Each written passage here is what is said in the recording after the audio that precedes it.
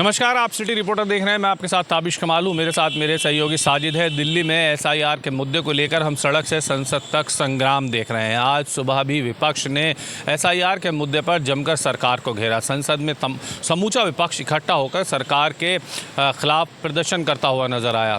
आपको बता दें, विपक्ष लगातार ये आरोप लगा रहा है कि भारतीय जनता पार्टी और सरकार एजेंसियों का दुरुपयोग कर रही है और इसीलिए एसआईआर के मुद्दे को विपक्ष हथियार बना रहा है। बिहार में एसआईआर चल रहा है और ऐसे में विपक्ष का आरोप यह है कि सरकार तमाम लोगों के वोट काटने की कोशिश कर रही है और वोट काटकर भारतीय जनता पार्टी वहां पर अपनी जीत हासिल करने के लिए इस तरह का कदम उठा रही है। इसको लेकर के लगातार विवाद गहराता जा रहा है। बीजेपी पर लगातार समूचा विपक्ष आरोप लगा रहा है कि सरकार एजेंसियों के दुरुपयोग के साथ साथ अब चुनाव आयोग का भी दुरुपयोग कर रही है और ऐसे वोट कटवाए जा रहे हैं या ऐसे डॉक्यूमेंट्स मांगे जा रहे हैं जिनके आधार पर वोट बन ही नहीं सकता है। आरोप ये लगाया जा रहा है कि भारतीय जनता पार्टी इस बार बिहार में चुनाव हार रही है और इसीलिए हार के डर की वजह से इस तरह से एसआईआर तैयार किया जा रहा है जिससे आने वाले समय में बड़ी तादाद में बिहार निवासियों के वोट कट सकें। और आज इसी मुद्दे को लेकर के यूथ कांग्रेस ने भी जमकर दिल्ली के अंदर विरोध प्रदर्शन किया। हालांकि बड़ी तादाद में पुलिस सुरक्षा व्यवस्था लगाई गई थी, लेकिन यूथ कांग्रेस के कार्यकर्ताओं ने जमकर सरकार के खिलाफ नारेबाजी की। यूथ कांग्रेस के राष्ट्रीय अध्यक्ष उदय भानुचिब लगातार इस मुद्दे को उठा रहे हैं। बिहार में इसको लेकर के यूथ कांग्रेस ने एक बड़ा प्रोटेस्ट भी किया था और उस वक्त ये आरोप लगाया गया था कि बिहार के मतदाताओं का नाम काटने के लिए सरकार बड़ा राजनीतिक षड्यंत्र रच रही है और इसीलिए पहले ही भारतीय जनता पार्टी को पता है कि वहाँ पर सरकार इस बार नहीं बनेगी और इसलिए इस तरह का कदम उठाया जा रहा है। और इसीलिए आज हमें एक बार फिर दिल्ली में ये पूरा हंगामा देखने के लिए मिला। यूथ कांग्रेस के कार्यकर्ताओं ने जमकर हंगामा किया। हालांकि संसद सत्र चलने की वजह से पुलिस और एजेंसियां भी पूरी मुस्तैदी के साथ खड़ी हुई नजर आईं। वीडियो जर्नलिस्ट साजिद के साथ ताबिश कमाल, Delhi.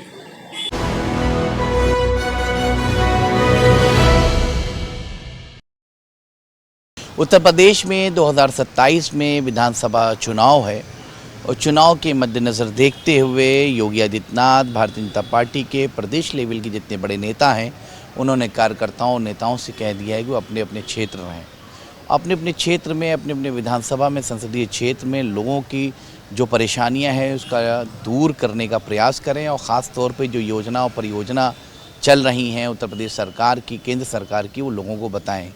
Door to door convincing शुरू करें और लोगों को बताएं कि असल में राशन वितरण जो सबसे बड़ी उपलब्धि है इस सरकार की, उसको कंटिन्यू रखा है योगी आदित्यनाथ ने। और ख़ास तौर पे गरीब वर्ग, अति पिछड़ा वर्ग, दलित समाज से ताल्लुक़ रखने वाले लोग, उनको बराबर राशन योगी आदित्यनाथ की सरकार ने दिया है।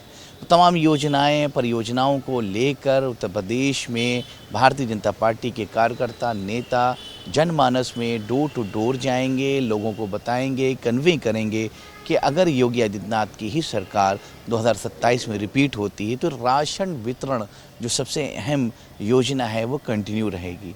तो कहीं ना कहीं हर योजना परियोजना को लेकर उत्तर प्रदेश में भारतीय जनता पार्टी जो है वो बिल्कुल मूड बना चुकी है। किसी भी वोटर को छोड़ेगी नहीं, हर वोटर तक अपने कारवां को लेके पहुंचेगी और उनको बताएगी कि योगी आदित्यनाथ की सरकार ही इम्पॉर्टेंट है, इसको पुनः 2027 में जिताएं और भारतीय जनता पार्टी की एक प्रचंड बहुमत की सरकार बनाएं, क्योंकि सरकार ने गरीब वर्ग के लोगों को बराबर राशन दिया है और राशन आगे भी देने की इनकी योजना है।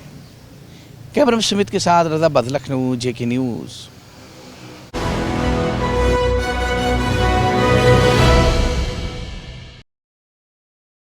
अवैध धर्मांतरण का मास्टरमाइंड छांगुर उर्फ जलालुद्दीन को आज ईडी की स्पेशल कोर्ट में पेश किया गया, जहां पर ईडी ने पहले से ही कहीं ना कहीं कस्टडी रिमांड के लिए अर्जी दी थी। हालांकि पूरे मामले को लेकर ईडी की स्पेशल कोर्ट ने 5 दिन की कस्टडी रिमांड मंजूर कर दी है। यानी छांगुर उर्फ जलालुद्दीन 5 दिन अब ईडी के कस्टडी में रहेगा। ऐसे में ईडी के अधिकारी लगातार तमाम ऐसे सवाल हैं जिनका जवाब छांगुर उर्फ जलालुद्दीन से ईडी के अधिकारियों को चाहिए और शायद यही वजह है कि लगातार छांगुर उर्फ जलालुद्दीन के मामले में हर एक दिन नए खुलासे हो रहे हैं। जिस तरह से लगातार जो पीड़ित हैं वो भी लखनऊ पहुंचे और पीड़ितों का ये कहना है कि छांगुर उर्फ जलालुद्दीन का इतना वहां पर साम्राज्य कायम था कि तमाम लोगों की ज़मीनों को भी उसने कब्जे में ले लिया था। और कई पीड़ितों ने ये भी आरोप लगाया है कि तमाम अवैध तरीके से नाबालिग बच्चियों का धर्मांतरण भी कराया गया। लगातार कहीं ना कहीं योगी आदित्यनाथ की जो सरकार है, इसके नेतृत्व में जो सरकार की मशीनरी है, वो लगातार कहीं ना कहीं छांगुर उर्फ जलालुद्दीन के मामले को लेकर शिकंजा कस रही है। और यही वजह है कि हर एक तमाम नए खुलासे रोज हो रहे हैं। और पूरे मामले को लेकर जिस तरह से जो ईडी के अधिकारी हैं, जो यूपी एसटीएफ है या केंद्रीय जो एजेंसियां हैं, लगातार छांगुर उर्फ जलालुद्दीन के मामले में नज़र बनाए हुए हैं।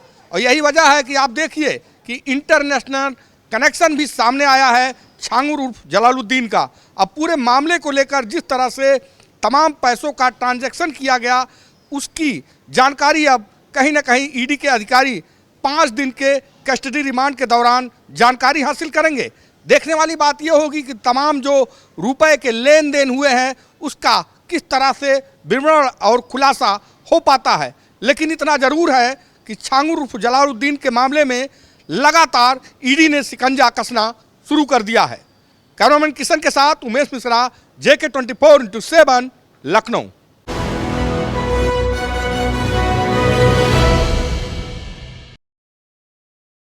नमस्कार, आप देख रहे हैं सिटी रिपोर्टर। मेरे साथ मैं हूं संदीप गोयल।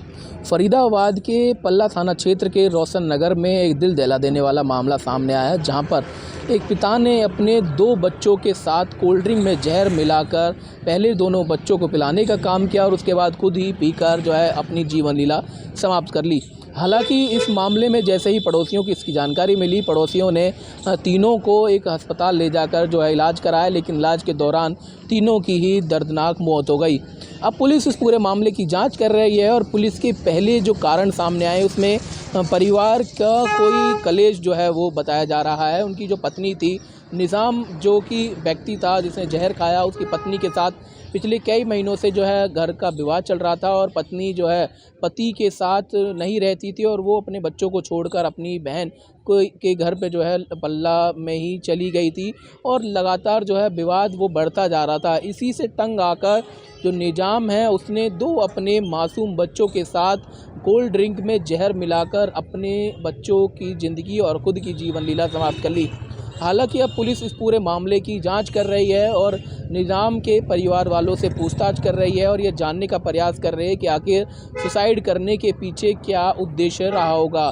क्या इसमें किसी कारण जो है कोई दबाव था या फिर परिवार के साथ कोई कलह था, इसी की जानकारी पुलिस जुटा रही है। हालांकि ये भी कहा जा रहा है कि बच्चों की जो सुसाइड जो करने से पहले उनको जो है जहर दिया गया, उसमें पुलिस अब निज़ाम के खिलाफ ही मामला दर्ज करने की बात कही रही है। हालांकि इस मामले के सामने आने के बाद आसपास के लोगों में दहशत का माहौल है और शोक की लहर है। लोग कह रहे हैं कि आखिर कैसे एक पिता अपने ही बच्चों का कत्ल कर सकता है, यानी कि उनको सुसाइड कर सकता है जहर देकर। हालांकि ऐसे मामले फरीदाबाद में लगातार देखने को मिल रहे हैं, जो कहीं ना कहीं परिवार में कलेश के कारण या कहें कि पत्नी के लड़ाई झगड़े के कारण इस तरह के कदम उठाए जा रहे हैं। सहयोगी राकेश के साथ संदीप गोयल, JK 24/7 न्यूज़, फरीदाबाद।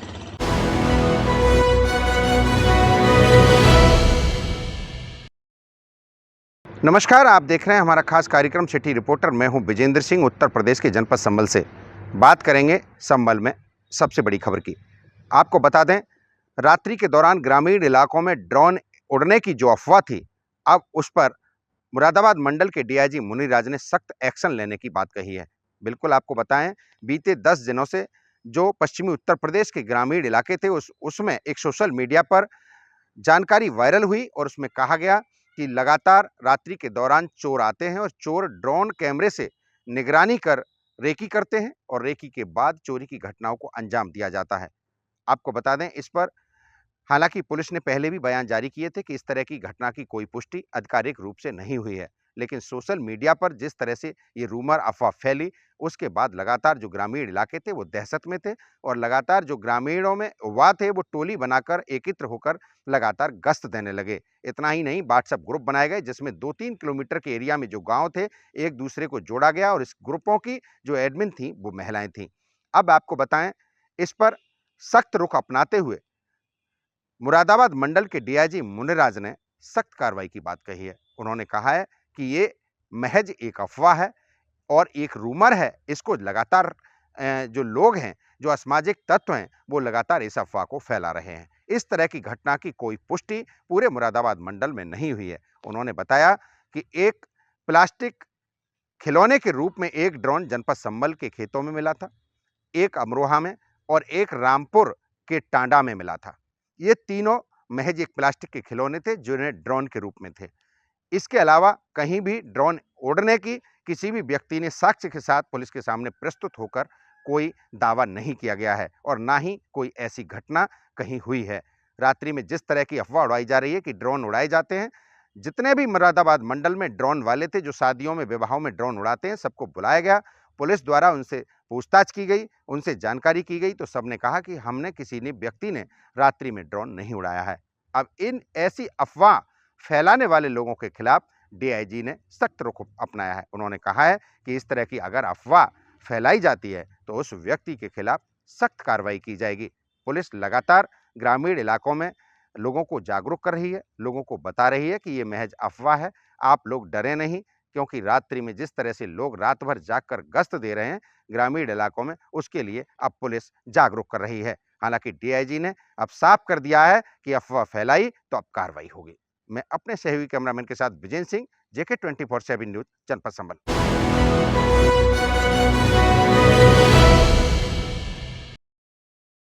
छत्तीसगढ़ में 17 सूत्री मांगों को लेकर के तहसीलदार, नायब तहसीलदार जो है हड़ताल में हैं।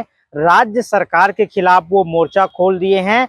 इसके चलते तमाम जो कार्यालय हैं जिस पर जाति प्रमाण पत्र, निवास प्रमाण पत्र, आय प्रमाण पत्र जैसे कई काम होते हैं वो प्रभावित हो रहे हैं। इसके साथ ही जमीन से संबंधित भी काम जो है प्रभावित हो रहे हैं, क्योंकि अभी जो है वर्तमान में स्कूल और जो है महाविद्यालयों में जो है एडमिशन का समय है। ऐसे में जो है तहसीलदार, नायब तहसीलदार अगर हड़ताल में रहेंगे तो जाहिर सी बात है जो है तमाम जो काम हैं वो जनता जो है प्रभावित होंगे और जो है प्रभावित हो रहे हैं और सरकार को अल्टीमेटम दे रहे हैं। 17 सूत्री मांगों में जैसे कि जो है कंप्यूटर ऑपरेटर, जो है गाड़ी और सुविधा, ऐसे कई प्रकार के जो है वो मांग कर रहे हैं।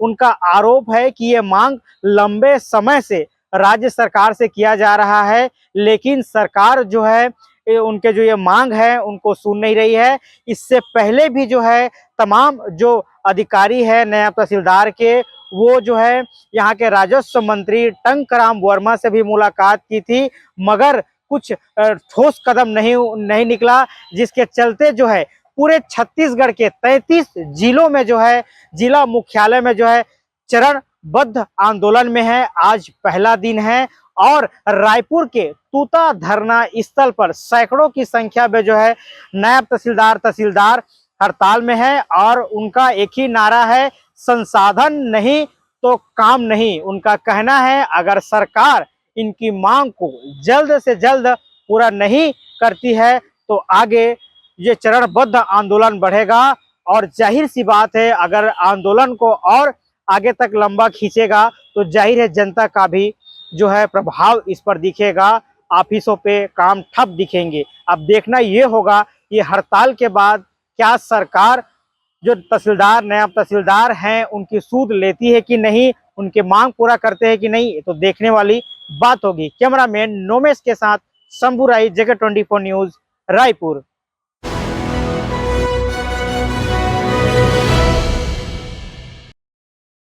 उत्तराखंड में ऑपरेट कर रही हेली कंपनी हेरिटेज एविएशन को भारी झटका लगा है। उत्तराखंड सिविल एविएशन डिपार्टमेंट यानी यूकाडा ने उसके सभी हेली उड़ानों को उत्तराखंड के किसी भी हेलीपैड पे उतरने से प्रतिबंधित कर दिया है। यूकाडा के हेड संजय टोलिया ने कहा कि जिस तरह से 13 जुलाई को प्रतिबंध के बावजूद हेरिटेज एविएशन का हेलीकॉप्टर सहधारा हेलीपैड पे उतरता है, वहाँ से उड़ान भरता है, उसको उड़ान के दौरान ही यूकाडा से चेतावनी दी जाती है कि आप उड़ान मत भरिए, लेकिन उनका पायलट ये कहते हुए उड़ान भरता रहता है कि वो मौसम की जानकारी करने जा रहा है, जबकि पूरी तरह से उस समय हेली उड़ानों को प्रतिबंधित किया गया था। उन्होंने कहा कि इस तरह की लापरवाही, एक तरह की बेहद कड़ी जो है लापरवाही है, इससे एक बड़ी दुर्घटना हो सकती थी, उसकी जिम्मेदारी कौन लेता। उन्होंने कहा कि हेरिटेज एविएशन को उत्तराखंड के सभी हेलीपैड पे प्रतिबंधित कर दिया गया है और उसकी जांच भी की जा रही। जांच के बाद हेरिटेज एविएशन को उत्तराखंड में ब्लैक लिस्ट में भी डाला जा सकता है। आपको बता दें कि 13 जुलाई को हेरिटेज एविएशन ने बद्री केदार मंदिर समिति के अध्यक्ष हेमंत द्विवेदी को लेकर के उड़ान भरी थी।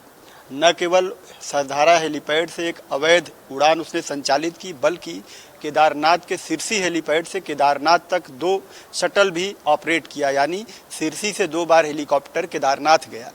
क्योंकि BKTC के चेयरमैन को भगवान शिव की पूजा करनी थी, केदारनाथ की पूजा करनी थी, इसलिए वे उस उड़ान पे सवार थे।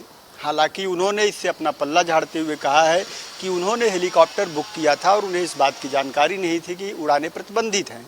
इसकी सारी जिम्मेदारी हेलीकॉप्टर की है और उन्होंने इसके लिए उसे भुगतान किया था। तो ले दे करके बेहद चर्चित ये मामला पिछले कई दिनों से उत्तराखंड की सियासत में गरमा रहा था और इसकी चपेट में उत्तराखंड के राज्य मंत्री का दर्जा प्राप्त BKTC के अध्यक्ष हेमंत द्विवेदी भी आ रहे थे। पार्टी भी उनके इस कृत्य को लेकर के असहज महसूस कर रही थी और आज इस पे अंततः फैसला आ गया कि सारी जिम्मेदारी हेली कंपनी पे डाल दी गई और उसे सभी उड़ानों के लिए प्रतिबंधित कर दिया गया। पूरी उम्मीद है कि जांच के बाद हेरिटेज एविएशन को ब्लैकलिस्ट भी कर दिया जाए। उत्तराखंड सरकार की इस कार्रवाई से उन हेली कंपनियों और पायलटों को एक बड़ा और कड़ा संदेश देने की कोशिश की गई है, जो खराब मौसम में भी कुछ पैसे कमाने के लिए, कंपनी के फ़ायदे के लिए अवैध तरीके से उड़ानें ऑपरेट करते हैं और यात्रियों की जान को सासत में डालते, खतरे में डालते हैं। अब देखने वाली बात यह होगी कि हेरिटेज एविएशन इसका क्या जवाब देता है। अभी जांच चल रही है और उनको पूरा अवसर दिया जाएगा इसमें अपना पक्ष रखने की। कैमरा सहयोगी वीरेंद्र थपलियाल के साथ JK 24/7 के लिए देहरादून से धीरेन्द्र प्रताप सिंह।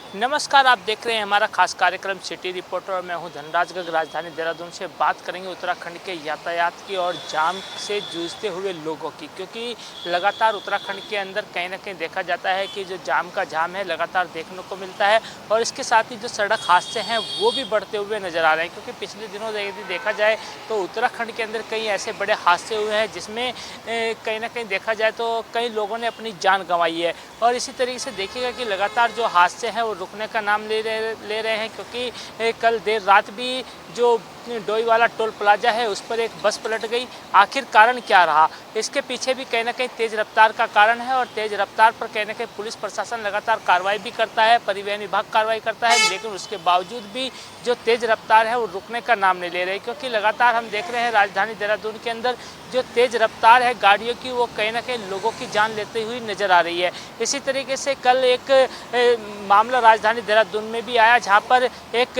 कंटेनर ने एक महिला को कुचल दिया और महिला की दर्दनाक मौत हो गई। इस तरह के हादसे लगातार हो रहे हैं। इस पर कहीं ना कहीं परिवहन विभाग भी अब सख्त होता हुआ नजर आ रहा है, क्योंकि परिवहन विभाग की तरफ से अब एक अभियान छेड़ा गया है और उस अभियान के तहत तमाम जो ऐसे वाहन हैं जो तेज़ रफ्तार से वाहन चलाते हैं या फिर जो ड्रिंक और करके ड्राइव करते हैं, ऐसे लोगों पर कार्रवाई करने के लिए परिवहन विभाग ने कमर कस ली। क्योंकि लगातार परिवहन विभाग की जो टीमें हैं, सचल दस्ते हैं, वो सड़कों पर नजर आ रहे हैं और लगातार ऐसे लोगों पर कार्रवाई कर रहे हैं जो कि शराब पीकर वाहन चलाते हैं या फिर इस तरीके से जो तेज़ रफ्तार से वाहन चलाते हैं, ऐसे लोगों पर कार्रवाई करने की कोशिश कर रहे हैं। लेकिन सिर्फ इतने से ही ये तेज़ रफ्तार नहीं रुकेगी, ना ही इस कार्रवाई से ये जो कहा जाए कि जो युवा हैं वो कहीं ना कहीं शराब के नशे में जो दिखते हैं उन पर रोकथाम लग पाएगी। इसके लिए कहीं ना कहीं आम जनता को सामने आना पड़ेगा, जो युवा हैं उनके पेरेंट्स को सामने आना पड़ेगा और उनको ऐसे लोगों को समझाना होगा और उनको इस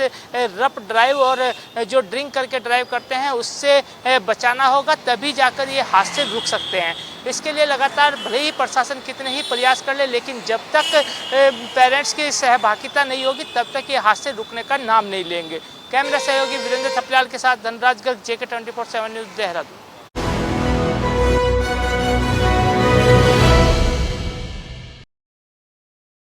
महाराष्ट्र में लाड़की बहन योजना में हुआ बड़ा फर्जीवाड़ा। 14,000 पुरुषों ने उठाया महिलाओं की योजना का फायदा। नमस्कार, आप देख रहे हैं जेके 24/7 न्यूज का खास कार्यक्रम सिटी रिपोर्टर। मैं हूं आपके साथ इरशाद अहमद।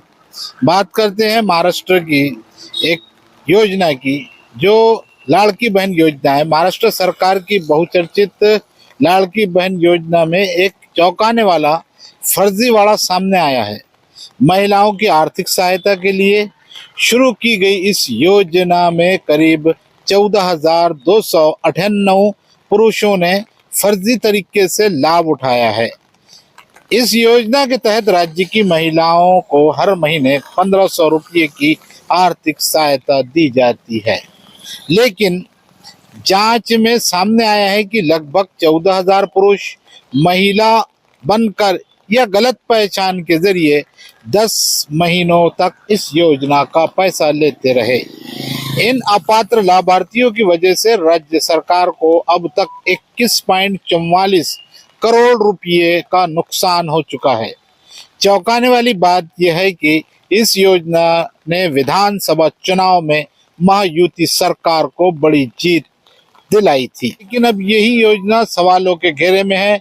वर्तमान में 2.42 करोड़ महिलाओं को इस योजना का लाभ दिया जा रहा है, जिससे हर महीने सरकारी खजाने पर करीब 3700 करोड़ रुपये का बोझ पड़ रहा है। महिला एवं बाल विकास विभाग की जांच में सामने आया है कि 1640 करोड़ रुपये ऐसे लोगों को दिए गए जो अयोग्य थे। इनमें से ऐसे लाभार्थी भी थे जिनके पास 4 पहिया वाहन है या जिनकी उम्र 65 साल से ज्यादा है। विभाग का कहना है कि अब तक 5 लाख से ज्यादा अपात्र लाभार्थियों को योजना से बाहर किया जा चुका है। इनमें शामिल है 1.62 लाख महिलाएं जिनके परिवारों के पास कार है, 2.87 लाख लाभार्थी जो उम्र सीमा से बाहर है। इसके अलावा कई परिवारों में 3 महिलाओं ने योजना का लाभ लिया, जबकि नियमों के मुताबिक एक परिवार से अधिकतम 2 महिलाएं ही पात्र है। वर्ष 2024 में ऐसे करीब 7.97 लाख मामले सामने आए, जिनमें राज्य का 1196 करोड़ रुपये खर्च हुआ है। सरकार अब इस पूरे मामले की जांच तेज करने और दोषियों पर कार्रवाई की बात कर रही है। ऐसे में सवाल उठता है कि क्या सरकार इस फर्जीवाड़े को रोक पाएंगी और क्या असली लाभार्थी तक सही समय तक मदद पहुंचाएंगी। कैमरा पर्सन बाकिर अंसारी के साथ मैं इरशाद अहमद, जेके 24/7 न्यूज, अमरावती।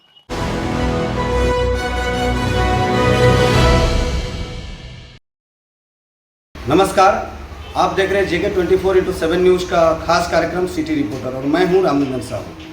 बताते चले कि समस्तीपुर जिलाधिकारी ने सख्त आदेश जारी किया है। हम आपको बता दें कि नाग पंचमी के अवसर पर जो सांपों की प्रदर्शनी जारी की गई थी विभूतिपुर और सिंगिया घाट में, तो इस पे जो है सो वन्य जीव संरक्षण अधिनियम 1972 के तहत जो है सो कुल 5 व्यक्तियों और कुछ अज्ञात पर उनके विरुद्ध प्राथमिकी दर्ज की गई है। वहीं इस संदर्भ में जब अनुमंडल पदाधिकारी रोसड़ा से फ़ोन पर बातचीत की गई तो उन्होंने कहा अभी यह बैठक प्रारंभ है, लेकिन ऐसा निर्देश जारी हुआ है क्योंकि वन्य जीव को आप लोग प्रदर्शनी में लगाते हैं, ये ठीक बात नहीं है। वन्य जीव संरक्षण हेतु लगातार सरकार प्रयास कर रहे हैं, हम लोग प्रयास कर रहे हैं और आप लोग उसे प्रदर्शनी में लगाते हैं।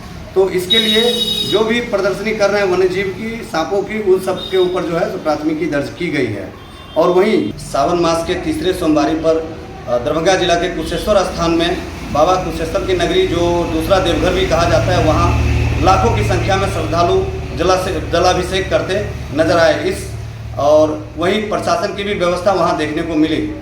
इसी कड़ी में हम बात करेंगे बिहार में सियासी उथल पुथल की, जिसमें बयानबाजियाँ जो है जारी हैं। वहीं लालू यादव के बड़े लाल तेज प्रताप यादव ने आरजेडी पर सीधा हमला किया है। कहा है कि आरजेडी के पार्टी कार्यालय में अब महिलाओं के साथ छेड़खानी होती है, अभद्रता होती है। इस तरह का आरोप लगाया है जो कार्यालय में इस तरह का होता है। वहीं पप्पू यादव ने सीधा कहा है कि चिराग पासवान और प्रशांत किशोर एक हो गए हैं, इसीलिए मुख्यमंत्री उसी को बना देना चाहिए। देखिए, बिहार में इस तरह की जो है कवायदा शुरू हो चुकी है, बयानबाजियाँ तो जारी है, आप जान रहे हैं। वहीं जीतन राम मांझी के पार्टी के नेता को गोली मारकर हत्या मामले में डब्लू यादव को बिहार पुलिस ने उत्तर प्रदेश से गिरफ्तार कर लिया है। आप जानते होंगे जो चिराग सम्राट चौधरी को भी जान से मारने की धमकी मिल गई है सोशल मीडिया के माध्यम से। तो ये सब बिहार में सियासी हलचलें जो है सो ये सब जारी है। और आप देख रहे थे हमारा खास कार्यक्रम सिटी रिपोर्टर। मैं अपने सहयोगी कैमरा पर्सन के साथ Ramnandan Sahu, JK 24x7 news के लिए समस्तीपुर बिहार से।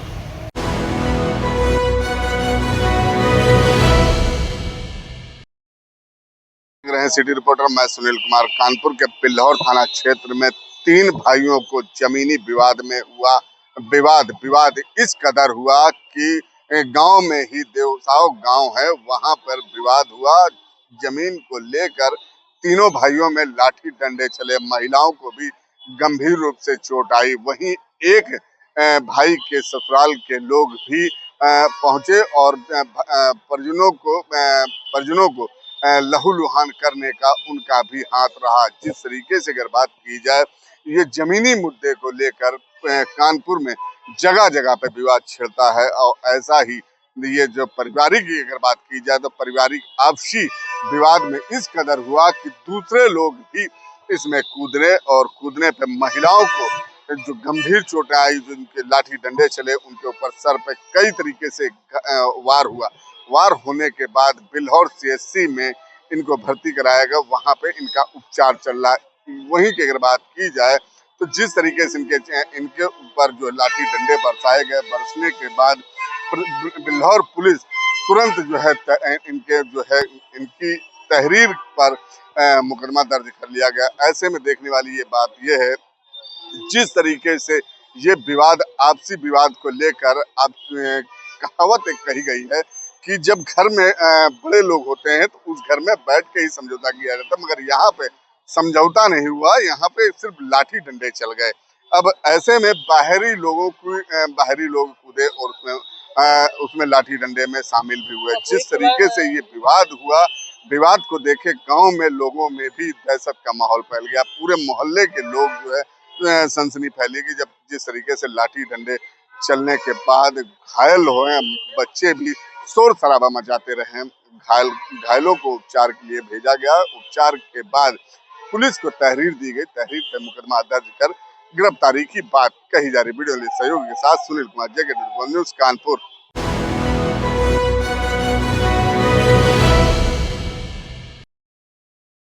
उत्तर प्रदेश के मुख्यमंत्री योगी आदित्यनाथ को सबसे लंबा कार्यकाल पूरा करने का रिकॉर्ड मिला है। उत्तर प्रदेश के मुख्यमंत्री योगी आदित्यनाथ ने पूर्व के मुख्यमंत्रियों यानी कि पूर्व मुख्यमंत्री मायावती, पूर्व मुख्यमंत्री अखिलेश यादव से भी ज़्यादा लंबे समय तक मुख्यमंत्री बने रहने का रिकॉर्ड कायम किया है। यह रिकॉर्ड है 8 वर्ष 10 महीने 4 दिन का। आपको बता दें कि उत्तर प्रदेश के मुख्यमंत्री योगी आदित्यनाथ दूसरी बार सरकार में हैं। उत्तर प्रदेश के मुख्यमंत्री योगी आदित्यनाथ ने लगातार अपने कार्यों को लेकर के उत्तर प्रदेश की जनता का दिल जीता है, इसमें कोई दो राय नहीं है। लॉ एंड ऑर्डर की अगर बात करें तो उसको लेकर के उत्तर प्रदेश के मुखिया काम कर रहे हैं। सनातन धर्म को लेकर के उत्तर प्रदेश के मुखिया काम कर रहे हैं। सभी समाज को लेकर साथ चलने का काम कर रहे हैं।